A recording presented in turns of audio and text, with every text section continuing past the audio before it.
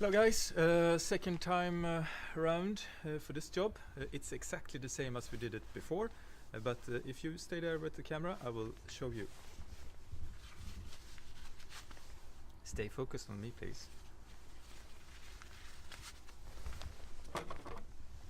We will change the breather hose to the oil, and this part is the one that you have to remove first. For those who have checked out our previous videos, you also remove this from here when you change spark plugs and coils and whatever. So a quarter or a half twist and then it pops up and you have 1, 2, 3, 4, preferably 4 of these, and they disappear in the engine bay sometimes, and then you will have to buy a new one and hope it doesn't hurt something bad or good, whatever. You get it. Volkswagen and Seat, in their infinite wisdom of trickery, has decided to use these clips that are awesome once you get it on. However, it's a one-time use and they are a pain to get off because they are hooked here. You can see that quite clearly, and you need force and probably a small plier like we used.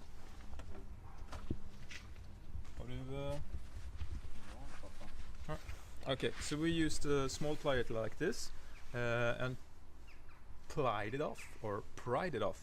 We also used as a flat-headed screwdriver. There's one of these here, one of these here, and just to make it very, very interesting, it's one down here, and that is going to be the hardest one to get off. Once you get them off, it's very easy to get off the rubber hose. That is the culprit, and as you can see now it's cracked down here as well, so we need actually a second hose that we don't have. Awesome. So you it's plastic in here as well.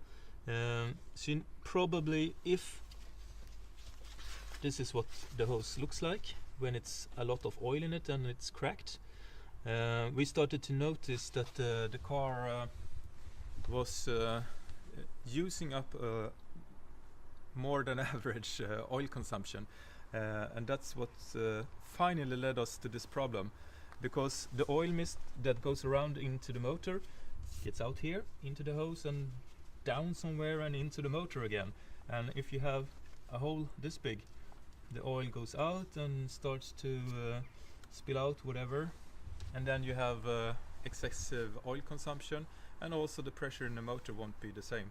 So good thing is to replace them. Rubber hoses gets old and cracked, and then you have to order new ones. In Sweden where we live, it was prohibitively expensive. It was something like 72 euros. It's roughly the same in dollars. So we bought this from China actually. It took 2 weeks and costed 10 euros, and roughly the same in dollars with shipping. So rubber hose is a rubber hose, and I suspect that the China one will be as good as the Volkswagen one.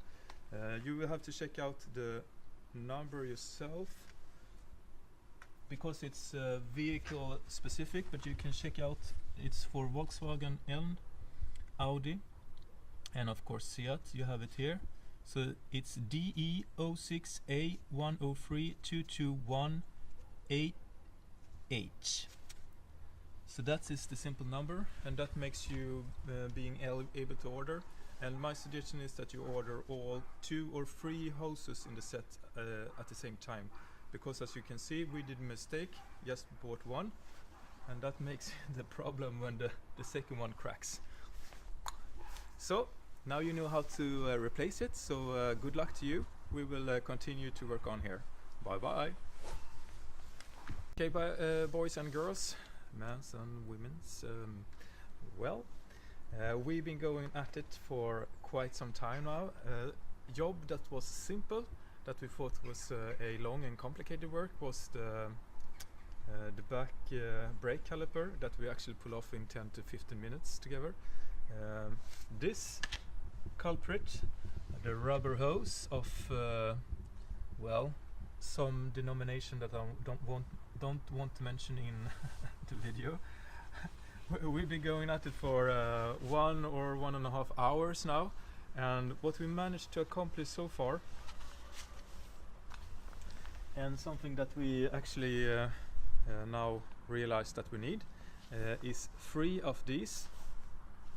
But we are going to use something much simpler. We are going to use plastic, you know, the little bands that you... let's see if I have them somewhere. No, they're gone. Okay, no repair today. Oh, there they are. Zip ties. So we're going to use them temporarily until we get better of these. As you can see by the rubber hose, it was cracked, split, and there's a lot of dirt in it, and not much left, so it was well overdue to replace it.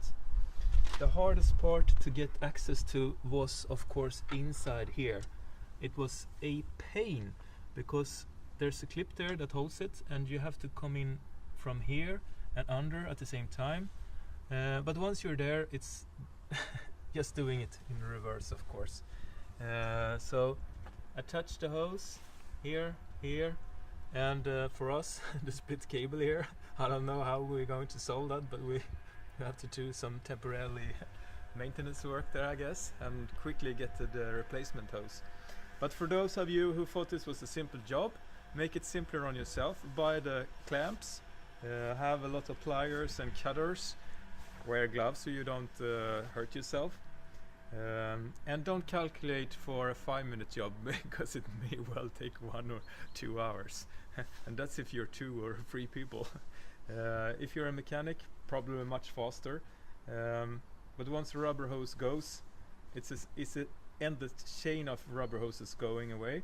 And we also found out why our motor leaks, because this hose connects to this one, and this one is broken as well, and it goes all the way under here and gets oily and stuff.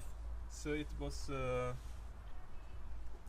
vague engineers who constructed this with rubber hoses in this place should actually have a whooping. So that's over and out for me. Good luck with your rubber hose experiments. Bye bye.